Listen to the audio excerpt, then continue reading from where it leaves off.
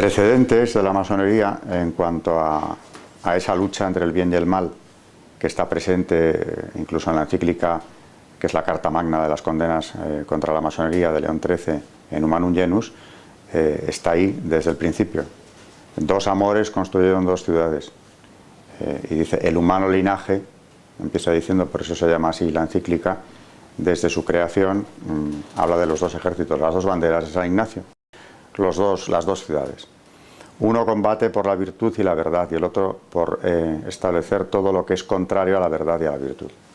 Es decir, las dos ciudades o las dos banderas. Naturalmente esa lucha está entablada mucho antes de que se cree la masonería, así que no estamos hablando de algo que comenzara en 1717, esa es la fecha de nacimiento claramente de la masonería, pero esa lucha venía muy de atrás.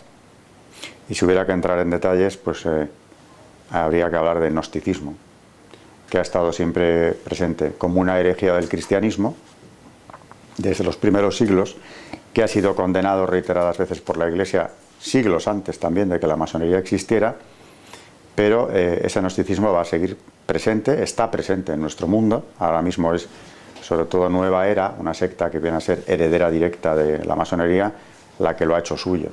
La masonería ha sido gnóstica siempre. Y esto, para quien no lo conozca mínimamente, pues es la creencia en que hay un saber oculto transmitido oralmente o por escrito. Generalmente se supone que es de forma oral para grupos de iniciados a quienes se les va a ir suministrando ese conocimiento que les hará superiores al resto de los mortales e incluso les va a redimir sin necesidad de ningún Mesías Salvador. El hombre se redime a sí mismo a través de unas claves esotéricas que van dando esos conocimientos gnósticos. Y el gnosticismo de origen es intrínsecamente perverso, porque otras herejías nacen del error, pero en el gnosticismo hay un claro intento de engañar, puesto que los primeros gnósticos ya sostenían que Cristo había dado dos mensajes distintos, el del Evangelio y otro más profundo para iniciados, para su círculo íntimo. Los primeros herejes en el mundo antiguo difundieron esto, llegaron a escribir incluso unos evangelios que no son ni apócrifos, por supuesto, son falseamiento del Evangelio, donde se transmitiría un mensaje que Cristo habría querido transmitir solo a un grupo de iniciados. Nada más opuesto al Evangelio, porque precisamente lo que dice el Señor es: gracias, Dios mío, le da el Padre por haber revelado estas cosas a los sencillos. Así te ha parecido bien. Es decir, que parece como que se está anticipando el Señor a lo que es el gnosticismo, a ese gran engaño que sostiene que un grupo de iniciados tendrían el conocimiento exacto de la verdad. Y el gnosticismo también es judío. Hay un gnosticismo judío, no solo cristiano, que es la cábala. La cábala sostiene exactamente lo mismo.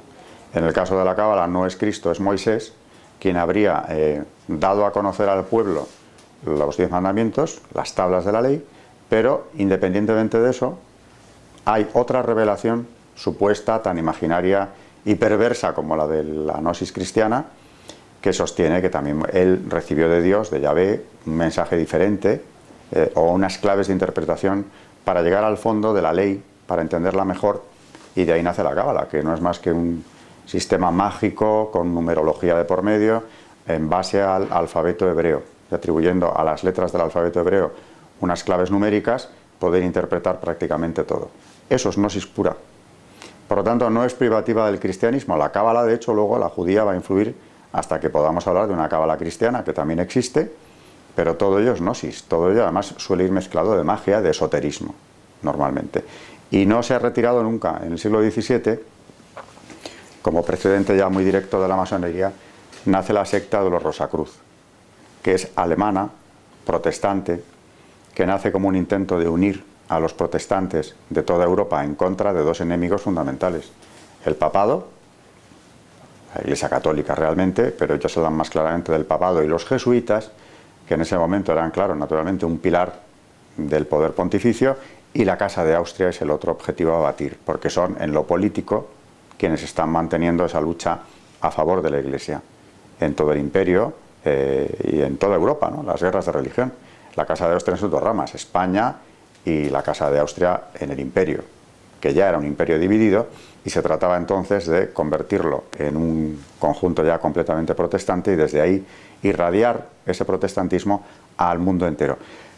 Pero es mentira que lo que quieran sea eso, porque podríamos pensar, aunque los fundadores son clérigos protestantes, como lo serán los de la masonería también, no quieren la imposición del protestantismo como objetivo último, sino que esto es un paso previo para lograr algo muchísimo más profundo, y ahí entra la gnosis de nuevo, que sería lo que llaman ellos, en los manifiestos Rosacruz, que son 3, una reforma de todo el ancho mundo, y devolver o dejar el mundo como estaba cuando Adán lo encontró.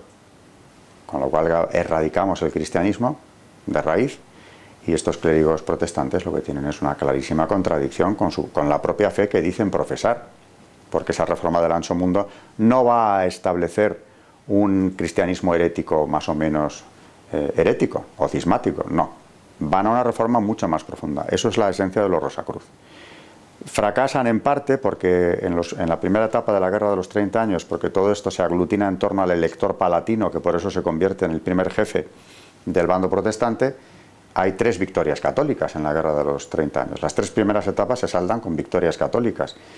Y por eso la secta de los Rosacruz, que ya había recibido influencias inglesas, es el siglo del deísmo en Inglaterra, pasa a su vez allí y se fundan sociedades Rosacruz en Inglaterra que van a tener un enorme influjo en lo cultural. Por ejemplo, la generación que funda la Real Sociedad, la segunda generación de la Real Sociedad ya es Newton, tiene un claro influjo Rosacruz. De hecho, uno de sus autores más destacados, Eismoll, es un señor que es profundo conocedor de los manifiestos Rosacruz, que es quien los traduce al inglés, por cierto, para divulgarlos en Inglaterra.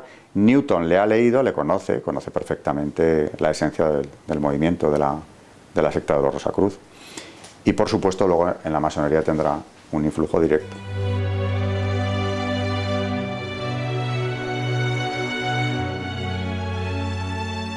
La Edad Media es la cristiandad. En Europa se identifica con la cristiandad. También hay que decir que es un periodo muy largo, dura 1000 años. Entonces hay un periodo más oscuro, naturalmente, a la caída del Imperio Romano. Gracias a la acción de la Iglesia, desde luego, se supera esa barbarie, especialmente gracias a los monjes. Y finalmente tenemos un periodo de plenitud, de esplendor de la cristiandad, que se percibe hasta en lo cultural. La Europa de las catedrales, románicas, góticas, eso es bien visible. Esa es una civilización en pleno florecimiento. Esa es la Europa también de las universidades, que nacen al amparo de la Iglesia, de las escuelas catedralicias que se habían fundado ya las primeras en tiempos de Carlomagno, e incluso siguiendo un proyecto anterior de San Isidoro de Sevilla. Lo cultural va unido a lo eclesiástico en Europa, y desde luego el fenómeno de las universidades no tiene parangón en ninguna otra civilización, no se ha dado nada parecido. Luego, no se puede presentar la Edad Media, como se ha hecho desde la Ilustración, como un periodo de oscurantismo, un periodo de tinieblas, un periodo del que se sale, felizmente, según quien defiende esta teoría, con el Renacimiento, el humanismo renacentista, en el que también habría que diferenciar un humanismo cristiano que claramente se percibe y también otro paganizante, evidentemente, que viene a enlazar con la gnosis. Pero esa devaluación o incluso condena abierta de la Edad Media como un periodo terrible que habría que superar cuanto antes, es por lo que tiene de cristiano, y esa plenitud de la Edad Media no se puede negar. Es más, sin ella, sin esa Europa ya de las universidades, no hubiera nacido el humanismo. Todo lo que sea defender la verdad es acercarla a Cristo, acercar a la sociedad a Cristo, y desde luego la universidad buscaba eso, porque ya en el siglo XIII son instituciones, la universidad en su conjunto es una institución abierta. De hecho, la movilidad que había en los estudiantes de la Edad Media es sorprendente. Ver miles de estudiantes acudiendo a Bolonia o a París o a los principales centros universitarios de todos los países europeos. Se trataba de acercarse a la sociedad en su conjunto. La universidad no nace como un fenómeno elitista. No tiene nada que ver con las escuelas filosóficas de Atenas, por ejemplo, que tenían un ámbito de instrucción muy restringido a los hijos de la aristocracia ateniense. La universidad no quiere eso, quiere llevar la verdad, la luz, el conocimiento, las ciencias, todo lo que es verdad, y por supuesto la teología católica, luego será enseguida la escolástica, prácticamente al tiempo, ¿no?, que llega a su esplendor en el 13 con Santo Tomás. La teología es un instrumento fundamental de la universidad. De hecho, las cátedras de teología son las que daban el marchamo definitivo de prestigio a una universidad. No todas podían tener cátedra de teología. París la tiene y llega a la excelencia suprema. Por eso la Sorbona, que además lleva el nombre de un clérigo, un capellán de San Luis, es la cumbre de la teología católica y con ello se convierte en la cumbre de la Universidad Europea. La universidad que buscaba, como digo, transmitir el conocimiento, acercarlo a la mayor cantidad de gente posible, naturalmente, en el fondo instruir y acercarles a la verdad. Esas eran las armas que se utilizaron entonces.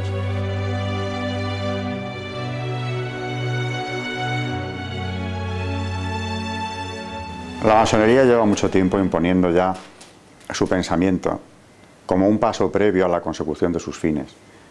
Y en eso ha tenido ya victorias resonantes. Desde luego la imposición del pensamiento único, imperante en Occidente hace ya tiempo, fundado en un relativismo indiscutible, que es lo que los papas han calificado de auténtica dictadura, porque lo es, del relativismo, es una gran conquista masónica. Porque desde esa perspectiva relativista, que ya es inamovible en el pensamiento occidental, parece imposible ya defender la verdad. Y esa es una conquista masónica porque la masonería nace con un discurso sincretista en lo religioso. Teóricamente acoge todas las religiones, o todas pueden tener cabida dentro de ella, siempre que se sometan a una serie de dogmas relativistas. Por eso Dios no es Dios, es el gran arquitecto del universo. Es mucho más parecido al ser supremo que triunfa en la Revolución Francesa, en el periodo del Directorio, y antes incluso, en la Convención. Es otra visión de Dios, naturalmente no providente y absolutamente distinto del Dios de la Biblia. Las argumentaciones de los papas, que son muchísimas, hay docenas de documentos del máximo rango, encíclicas de los papas, desde Clemente XII, Benedicto XIV, por decir los primeros, ya en el siglo XVIII condenan la secta y hacen una argumentación siempre muy parecida. Y es que la señalan como un foco de disolución para el Estado y para las almas. Es decir, que la señalan como un doble riesgo, por el secretismo, por varios motivos que mencionan expresamente, la señalan como un riesgo para el Estado, para la seguridad del Estado y de la salvación de las almas.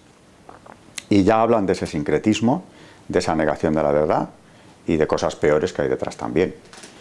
León XIII, como citándole otra vez, habla, entre otras cosas, del secreto masónico. Sus antecesores ya lo habían hecho también. El secreto masónico es uno de los argumentos para prohibir la pertenencia a la masonería a los católicos.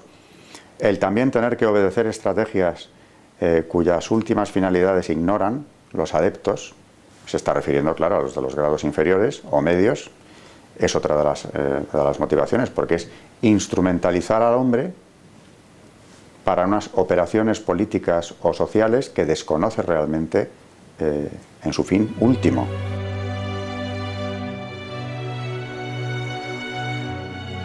Las condenas se han ido reiterando desde el siglo XVIII y además es curioso como ya el segundo papa que condena, Benedicto XIV, dice al condenar que tiene que salir al paso de los rumores que se han extendido en cuanto a que ya es posible la doble pertenencia del católico a la masonería.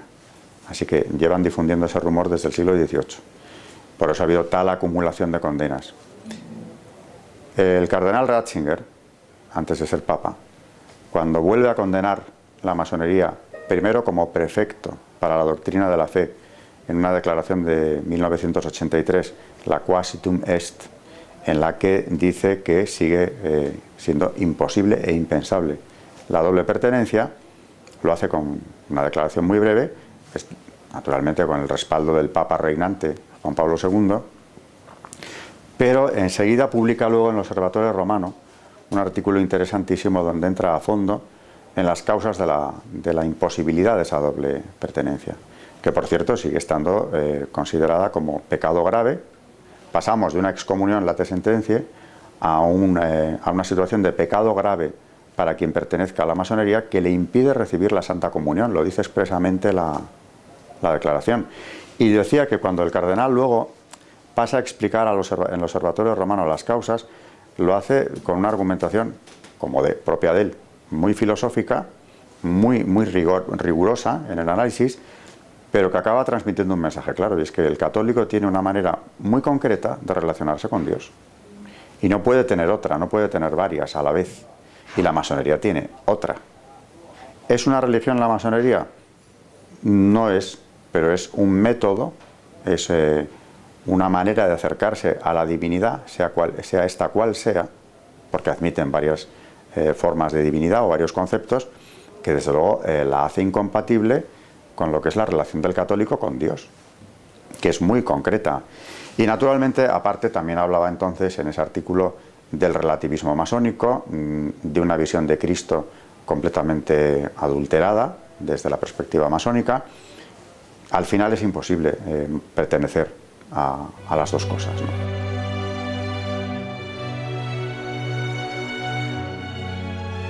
Yo he tenido con masones algún encuentro para mí muy iluminador, en el sentido de que me ha venido a confirmar en algunas cosas que yo había leído en los autores especializados en esto, sobre lo que yo seguía teniendo dudas. Me parecía imposible que en algunos rituales se llevaran a cabo estas profanaciones.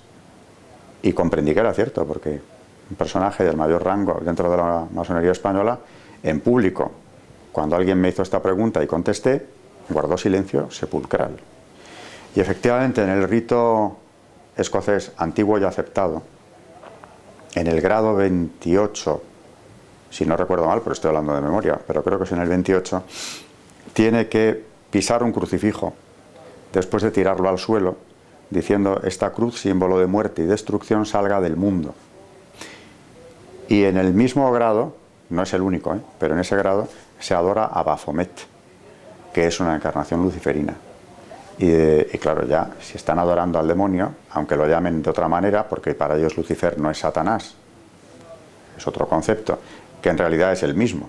Sobre esto no tendríamos que estar hablando un rato para primero delimitar lo que ellos deslindan, Lucifer de Satanás, y luego para ver los puntos en común que son obvios. Partiendo de esa base, ya no haría falta justificar mucho más, ¿no?, la condena de la Iglesia a la masonería, desde el momento en que, al menos en ciertos grados, se pisa el crucifijo y se adora a Baphomet. No tendríamos que explicar ya mucho más. Aunque hay mucho más que decir. De hecho, los papas lo que han argumentado es en torno a todos los otros argumentos.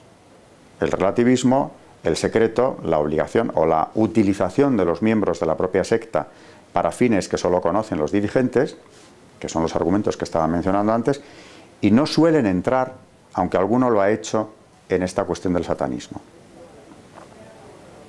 Generalmente no entran en ello. La han calificado a veces sí de secta satánica, pero sin explicar bien que en los rituales efectivamente esto se contempla. Claro, todo este proyecto de ingeniería social anticristiana que la masonería ha defendido, ha tratado de imponer desde hace siglos, se va cumpliendo ahora ya casi en sus últimos pasos. Bueno, queda bastante, más de lo que ellos desearían, pero esa ingeniería social se ha ido cumpliendo.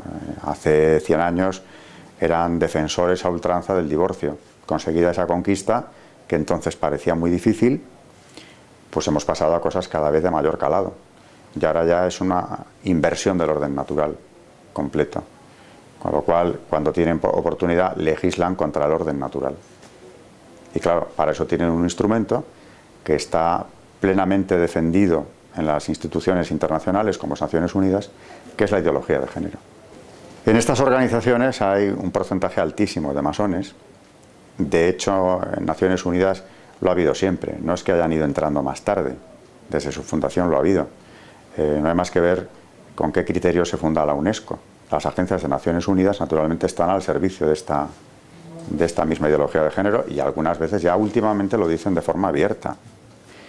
El componente de masones, pues según alguno de ellos incluso, ha llegado a decir que en los años 70, por ejemplo, alcanzaba en los funcionarios de Naciones Unidas hasta un 66%, que es elevado.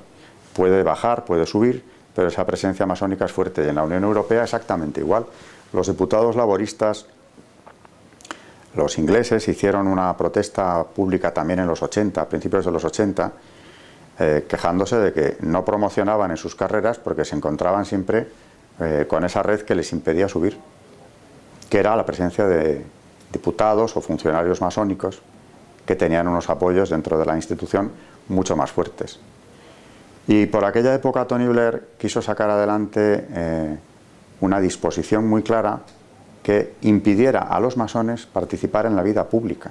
Curiosamente, un inglés, en la patria de nacimiento, en la patria de origen de la masonería, entendía que no se podía acceder a la vida pública mientras se mantuviera la condición de masón.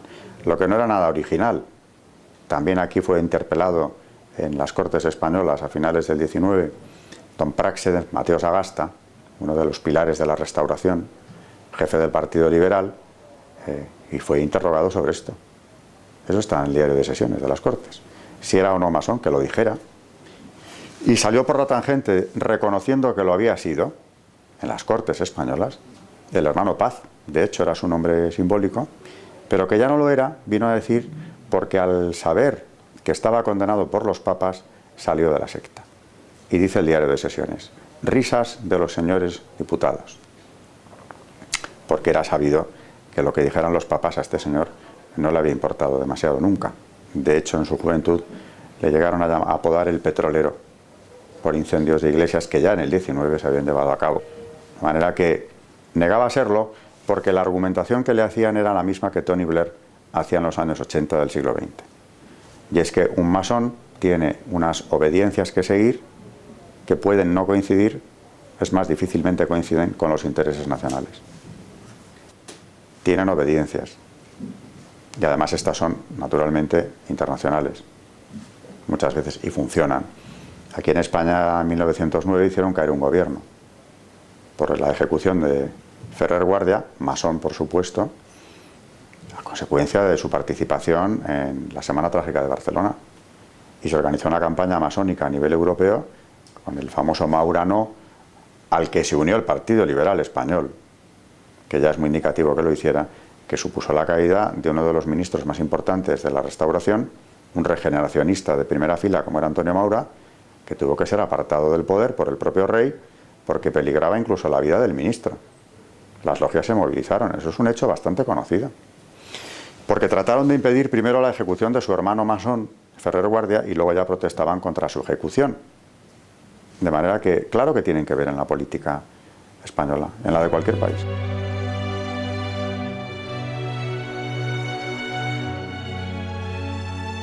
Aprovechan situaciones históricas que muchas veces han ayudado a provocar también. La propia Revolución Francesa es hija de la Ilustración, de las ideas de la Ilustración, pero es que en esas ideas y en todo el desarrollo histórico del 18 francés ya la masonería tuvo un peso grande. La Revolución naturalmente fue utilizada. Los primeros pasos que dio fueron precisamente para desmantelar la Iglesia Católica. Los primeros pasos que da. Antes de la Constitución Civil del Clero ya se han expropiado los bienes de la Iglesia. Se han prohibido las órdenes. Y luego ya la Constitución Civil del Clero, que es desmantelarla del todo, creando una Iglesia cismática sometida al poder revolucionario en contra de los sacerdotes refractarios que se negaron a seguir aquello, siguiendo lo que era además ya la decisión del Papa Pío VI, que había dicho que era imposible seguir eso. O sea que cuando han tenido ocasión han participado en revoluciones, bueno, en todas. En las revoluciones liberales están detrás de todas ellas, hasta mediados del 19 claramente. Y cuando triunfan, como ocurre aquí en el trienio liberal, hay persecución religiosa, eso no falla. Y en cuanto a las guerras, las han utilizado también cuando han podido. En el siglo XX, por supuesto, y luego ya no solamente es la masonería, son sus organizaciones pantalla que tienen un peso grande en la política internacional. Así que hay que hablar de masonería. No se puede decir que todo esto sea masonería sola, sino son también sus compañeros de viaje, sus socios, digámoslo, la trama masónica, en definitiva. Las organizaciones pantalla, que son un invento ya del siglo XX, de la masonería, han tenido y tienen un peso enorme en la política internacional, en todo Occidente. Que es aquello de tener una organización en la que la mitad aproximadamente sí pertenezcan de sus miembros a la masonería y la otra mitad aproximadamente no. Con lo cual abren el abanico de poderse relacionar o introducir en la organización a otras personas que les interesen por lo que sean, siempre y cuando éstas, claro, se plieguen a participar o tomar parte en ese proyecto de ingeniería social anticristiana. Si son dúctiles en ello, pueden formar parte de esas organizaciones, sin la menor necesidad de haberse iniciado en una logia nunca. Y estamos hablando del Club Bilderberg, por ejemplo, pero también del CFR norteamericano, que tiene un poder sobre la vida política estadounidense total, o por lo menos altísimo poder. Y el Club Bilderberg exactamente igual a nivel internacional. Luego hay que ver quién lo funda, quién lo financia, son los mismos, prácticamente, salvando las distancias en el tiempo. El CFR americano se crea ex novo en 1919, pero ya utilizaba a masones de la Tabla Redonda, otra organización pantalla de la masonería anterior, y aprovechando la Conferencia de Paz de Versalles, al finalizar la Primera Guerra Mundial, ya se crea este organismo, que en Inglaterra tiene una variante, pero es el mismo organismo, el Real Instituto, y el CFR es en Estados Unidos. Y el Bilderberg se funda más tarde, ya en los años 50, pero la financiación y los grandes apoyos de un organismo y del otro son los mismos, especialmente destacando la familia Rockefeller, naturalmente, que es una fuente de financiación de estas organizaciones pantalla y que tiene su propia logia en Nueva York. La Gran Logia Rockefeller es una logia la más elitista, por cierto, de orientación esotérica luciferina.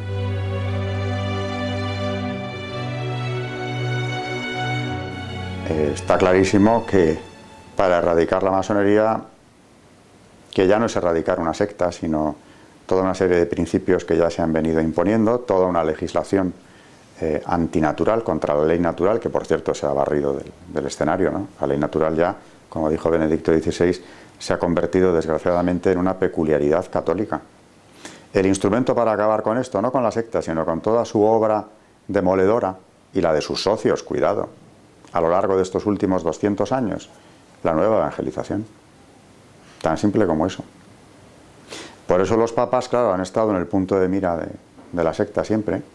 Benedicto XVI tuvo que afrontar una campaña mediática terrible, siendo un hombre de paz, siendo un gran intelectual, siendo un verdadero vicario de Cristo, proclamaba la verdad. Y además lo hacía con argumentos contundentes, con toda la sencillez, con toda la caridad del mundo, pero claro, era difícilmente atacable lo que decía Benedicto XVI. Y por eso estuvo en el punto de mira desde antes de ser papa y mucho más desde el momento de su elección, porque ya le tenían en observación desde antes, como que acabo de citar precisamente su intervención en la última de las condenas oficiales de la Iglesia, la declaración Quasi Tum Est, cuando precisamente quien la elabora es él, no era papa, era el cardenal Ratzinger, pero ya estaba bien observado, aparte de que toda su trayectoria era de una potencia intelectual tan grande que lógicamente le tenían en observación. Cuando se encuentran con la gran adversidad de verle en el papado, pues eso no es más que una complicación y se le ha combatido por todos los medios. Pero cuando hablan los papas de dictadura del relativismo, o como cuando llaman a Europa, hacia Juan Pablo II esto, ¿no?, a volver a ser ella misma, precisamente lo que están es tratando de recuperar la evangelización de un continente descristianizado ya, en buena medida, porque no han conseguido ni mucho menos sus objetivos.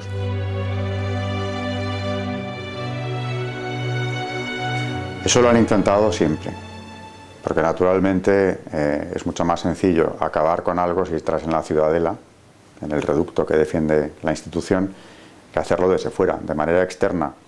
Lo intentaron durante todo el siglo XVIII, por eso se persigue y luego se disuelve la Compañía de Jesús. No es una operación exclusivamente masónica, cuidado, tampoco, pero tuvieron parte muy activa los masones en esto.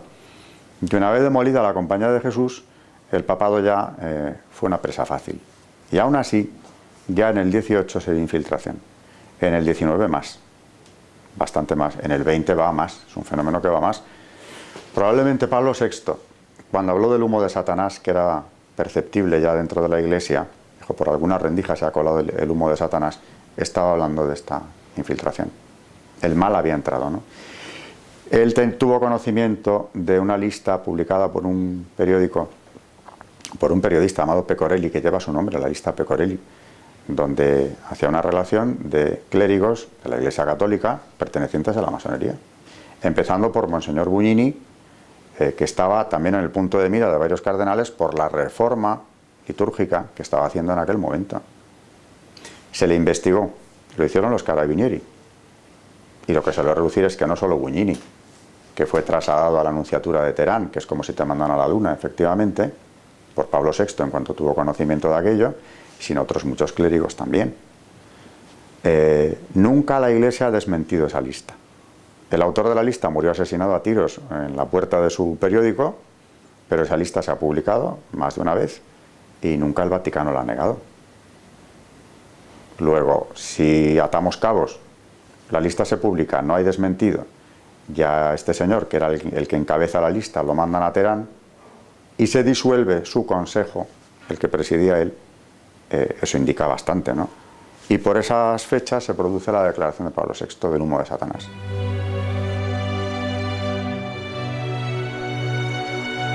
La Compañía de Jesús nace con un cuarto voto de obediencia al Papa y de disponibilidad absoluta a la persona del pontífice en tiempos de la Reforma luterana. Son prácticamente coetáneos de la Reforma luterana, nacen para eso. Y además apuntan bien porque se constituyen en una orden de excelencia en la educación. Son imbatibles en la educación, son el gran enemigo de la Ilustración anticatólica, precisamente por la excelencia en la educación. Los estudios reales de Madrid, Universidad de los Jesuitas, antes de la expulsión, aquí en el siglo XVIII, era la universidad puntera en España. La más innovadora, la que tenía el mayor desarrollo de las ciencias empíricas aquí en Madrid, la que atraía a mayor número de profesores extranjeros, mucho más que Salamanca en aquella época. Pues con esos es con los que había que acabar. Porque claro, si en el campo de la educación resulta que son ya imbatibles, porque lo eran en España y fuera de España, en todas las monarquías católicas, y encima siguen siendo el baluarte del papado, no hay que investigar demasiado. ¿Qué harán los enemigos de la Iglesia? Ir a por ellos. Y lo consiguieron. La lucha para acabar con la compañía es una lucha muy enconada. Consiguieron instrumentalizar a los reyes católicos de las monarquías europeas, Portugal, Francia, España, Nápoles, y no se daban cuenta de que estaban haciendo el juego a los mismos que en la siguiente generación acabarían con los tronos. Pero claro, la Compañía de Jesús naturalmente era el baluarte. Esa fue una gran victoria de los enemigos del catolicismo.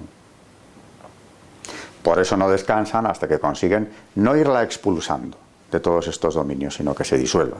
Y lo tiene que hacer el Papa. Y claro, las presiones que aguantó es que a los papas, hubo dos, les ocuparon los estados pontificios.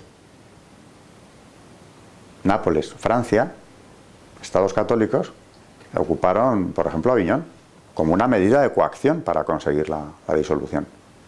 Lo que, insisto, no sabían esos reyes católicos, que además habían prohibido la masonería, porque Carlos III la prohibió en Nápoles en unos términos durísimos, mientras su hermano Fernando VI la prohibía también en España. No se daban cuenta de a quién estaban haciendo el juego. Claro, tenían ya una dosis grande de regalismo. El despotismo ilustrado, naturalmente regalista, trata de controlar a todas las fuerzas de la sociedad ya del todo. Eso es el Estado moderno cuando llega a su apogeo, ¿no? Y el regalismo trata de controlar a la Iglesia incluso en sus decisiones internas. María Teresa en Austria, aunque ya tenía la influencia de un marido masón, Francisco de Lorena. Pero en las otras monarquías católicas que no tienen esas influencias cerca, son regalistas, los Borbones lo son, con lo cual son estados confesionales, católicos, pero que tienen siempre una sospecha hacia la Iglesia porque la ven como un rival en cuanto al control absoluto de la sociedad.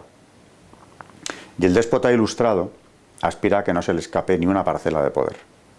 Por lo tanto, hay una suspicacia hacia la Iglesia y hay un afán de controlarla, incluso en asuntos internos. Por eso se entabla una lucha en el 18 ya abierta, prácticamente, de irle arrebatando parcelas de poder o de influencia social a la Iglesia, incluso de inmiscuirse en sus asuntos. En Austria se llegó a establecer por parte de María Teresa un control sobre las peregrinaciones de los austríacos a Roma. ¿Qué había ahí? Del número de monasterios que podía haber en Austria. Eso ya no eran cuestiones políticas ni de enseñanza. Eso eran cuestiones de meterse ya de lleno en lo que era la Iglesia, la organización interna de la Iglesia. O sea, no tratan de ir a por la fe, pero sí hacia la institución, controlarla por completo. Pues naturalmente van a ser aliados enseguida de los enemigos de la propia fe, sin darse cuenta. Se darán cuenta ya en plena revolución. Luis XVI, que no había hecho, como sus antepasados no lo hicieron tampoco, el voto de consagrar Francia al Sagrado Corazón de Jesús, ese voto lo hace en prisión. Promete al Sagrado Corazón consagrar el reino de Francia si vuelve a tener el poder de hacerlo. Cuando eso ya se le había trasladado la petición desde los tiempos de Margarita María de Alacoque, el padre de la Colombière, le transmite esa petición, que es increíble que el Sagrado Corazón le pida al rey de Francia algo, ¿no? Se lo está pidiendo. Que vaya en las armas de Francia. No hizo caso. Ya era una decisión arriesgada en el siglo XVII. En el XVIII transcurrió todo el siglo sin que lo hicieran. Luis XV ni habló del asunto. Luis XVI lo conoce, pero tampoco hace la consagración. Por eso cuando se hace, aquí en España en el siglo XX, a Alfonso XIII le trajo muy graves consecuencias. Y además esa consagración la hizo 3 veces, no una. Conocemos la del Cerro de los Ángeles, el año 19, pero ya lo había hecho 2 veces antes. En el año 11. Aquí en el Palacio Real se hizo la primera consagración de España al Sagrado Corazón, y en la cripta de la Almudena, que era lo único que estaba terminado entonces, se volvió a hacer días más tarde. Por eso sigue siendo Templo Nacional del Sagrado Corazón. Y hay que ver la campaña de prensa que tuvo entonces Alfonso XIII y las amenazas masónicas que recibió también. Aparte de la invitación que le hicieron formal para ingresar en la masonería, garantizándole la permanencia en el trono si lo hacía, y asegurándole que caería antes o después si no entraba. Y ya vemos lo que pasó.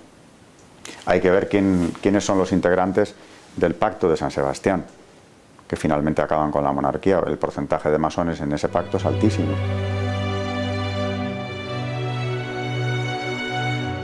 Es decisivo. A la hora de propagar lo que es ideología de género, tienen estrategias clarísimas. No hay más que poner la televisión para verlo, ¿no? Y la ideología de género, hoy en día, el que se atreva a ir en contra de alguno de sus aspectos, pues se expone a una descalificación total. Y no descartemos que dentro de poco a una condena judicial. Ir hoy contra la ideología de género es exponerse precisamente a eso. Esa es la dictadura del relativismo. Le han dado la vuelta por completo a la situación.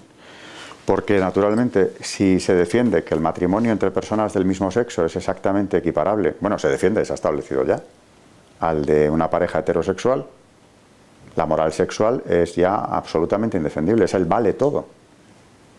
¿Qué límite se le pone a la...? ¿Puede haber una moral sexual ya después de la implantación de la ideología de género? No.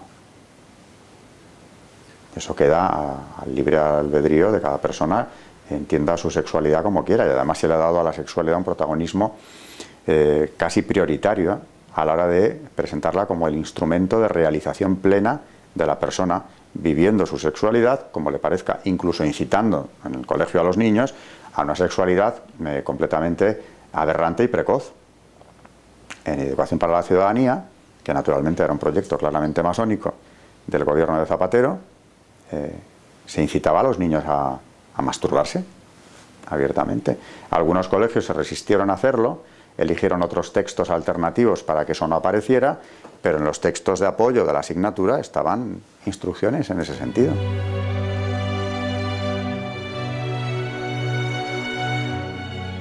El año pasado, en el mes de mayo, se autorizó una misa satánica en el campus de la Universidad de Harvard. Se suspendió unas horas antes. Estaba autorizada. Hubo una movilización de cristianos, no solo católicos, cristianos en Estados Unidos, muchos de ellos dentro del mundo universitario, que lograron pararlo, pero la argumentación de la rectora de Harvard era plenamente relativista. Y es que ella no podía negar que se celebrara esa ceremonia, porque quienes lo habían solicitado eran creyentes. Y la palabra creyente eran believers. Es decir, tenían el mismo derecho que cualquier otra religión a manifestar su culto públicamente. Claro, la argumentación de los cristianos era la siguiente: es que tus derechos acaban donde empiezan los míos. Si tú estás rindiendo culto público a Satanás, los creyentes, por lo menos los de religiones monoteístas, vemos una ofensa a Dios muy clara en esto. Luego, estás entrando en el campo de mis derechos a que se respeten mis creencias. Y afortunadamente lo prohibió unas horas antes. La misa negra se celebró, pero no fue en el campus. En Oklahoma hay un monumento a Baphomet delante del Capitolio, que ahora mismo es el proyecto, el definitivo monumento se establecerá allí en breve, cerca de las tablas de la ley que estaban ya. Es decir, que el culto a lo satánico está saliendo a la superficie, y eso es una conquista plena del relativismo. Ya no cabe más relativismo, ¿no? La ideología de género y el culto satánico son dos ejemplos de que pocos pasos más ya se pueden dar en esa dirección, en cuanto a lo de la dictadura del relativismo.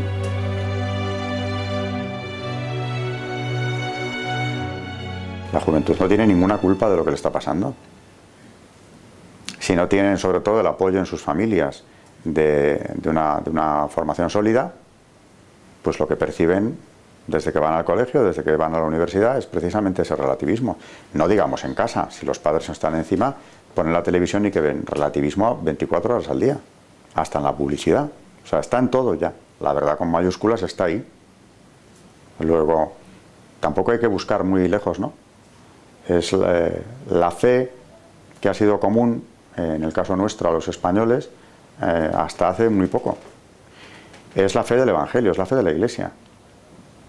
No hay que irse a buscar fórmulas mágicas.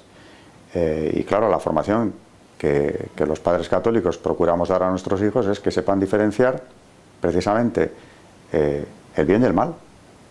La ley natural, sin llegar siquiera al catecismo de la Iglesia Católica, la ley natural existe, aunque se quiera ignorar. Y eso es lo que hay que inculcar a nuestros hijos. Lo contrario es dejarles a merced, pues, de los medios de comunicación o de toda esta propaganda adversa al cristianismo, combativa incluso contra él. Una de las armas más sólidas de la masonería es como un arma del demonio, que no se crea en él, pues que no se crea en ella. Por eso han sido una sociedad secreta, siempre. Secta secreta. Ocurre que ahora sí que ya, como tienen el campo bastante trillado, están empezando a salir. Poco a poco. Por ejemplo, hace un año más o menos se manifestaron a favor del aborto libre, pero ya como masones, con lo cual se ve claramente cuál es la estrategia, ¿no? Como coincide con feminismo radical, ideología de género, naturalmente el derecho al aborto o el aborto como derecho es una de esas conquistas, entre comillas, pero hasta ahora han estado muy ocultos, lo siguen estando prácticamente en todo, y cuando aparecen hacen siempre el discurso filantrópico, tolerante, etcétera, al que nos tienen acostumbrados hace mucho tiempo.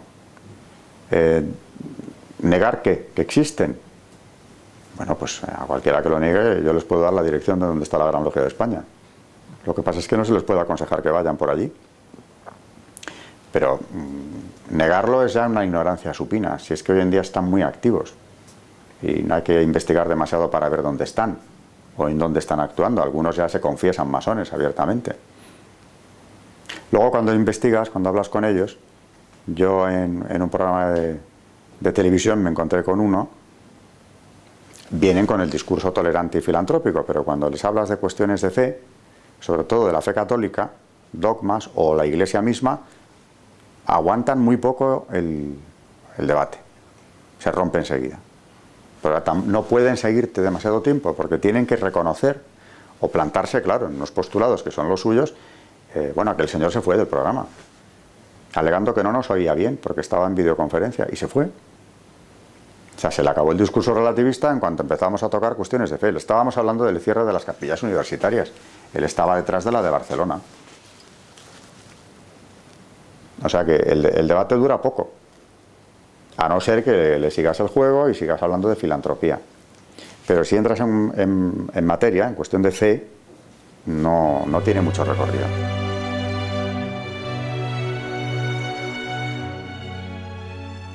Hay algunas obras muy divulgativas hoy en día, como es por ejemplo la de un masón arrepentido a raíz de una conversión al cristianismo católico o de una vuelta a la fe del cristianismo católico a raíz de un viaje a Lourdes con su mujer. Maurice Queye es un francés que escribe un libro llamado Yo fui masón. Era un médico que practicaba abortos. Le amenazaron de muerte dentro de su propia logia cuando empezó esta evolución. y la dejó. Y hoy, aparte de su libro, ha dado conferencias donde ya claramente ha revelado incluso el satanismo que hay en la masonería. Muy divulgativa la obra de Manuel Guerra, el padre Manuel Guerra, profesor universitario, teólogo también, ha publicado 2 libros dentro de su rigor y de su riqueza en cuanto a la información que contienen, muy divulgativos también. Masonería, religión y política ha sido el último que presentó, creo que hace 2 o 3 años. Tiene otro anterior, que es la trama masónica. Viene a completar, el segundo completa el anterior, son prácticamente, no el mismo, pero muy similares. Yo recomendaría estos. La masonería invisible de Ricardo de la Cierva, que es un autor también que ha investigado la masonería durante muchísimos años y la conoce bastante bien. Eso es lo que puede informar a un joven sobre lo que es. Luego hay otras muchas obras, naturalmente, que hacen la labor contraria, ¿no? Naturalmente siguen prestándole a la masonería ese ropaje de tolerancia, de apertura al otro, etcétera. El mensaje filantrópico positivo que pueden encontrar en la masonería, y naturalmente eso yo no lo voy a aconsejar, porque no es verdad. Yo siempre digo que cada uno tiene que hacer lo que puede, y donde está, en el ámbito de actuación que tiene, hacerlo. Yo he tenido algún alumno que ha venido a verme para hablar de este tema. Algunos tenían una presión familiar para entrar en la secta. Pero claro, ellos en el fondo lo rechazaban, por eso venían a verme, buscando argumentos para no entrar o convencer a su familia de que no era una buena idea. Y algunas de estas familias no tenían conexión con la masonería, lo encontraban un buen apoyo para este chico, ¿no? A eso hemos llegado. Es decir, la misma familia que le mandó a un colegio religioso y luego a una universidad católica, llegado el momento, piensan que es muy bueno introducirle en la secta. Pero hace poco me escribió un correo un alumno mío que tuve hace tiempo, de estos que también habían venido a verme, en el que me decía que después de aquella conversación, evidentemente él ya estaba muy alertado, pero estaba pensando en entrar él mismo por su propia voluntad en la masonería, y tuvimos una conversación bastante larga en este despacho, en la que terminé aconsejándole que se fuera a rezar ante un sagrario y le pidiese luces ante ese paso que iba a dar. Y no supe más de él, hasta que me escribió hace algún poco tiempo para decirme que no había entrado y que aquella conversación le había cambiado la vida. Había vuelto a la fe, me decía, con una enorme alegría, y estaba yendo a misa siempre que tenía ocasión, no solo los domingos.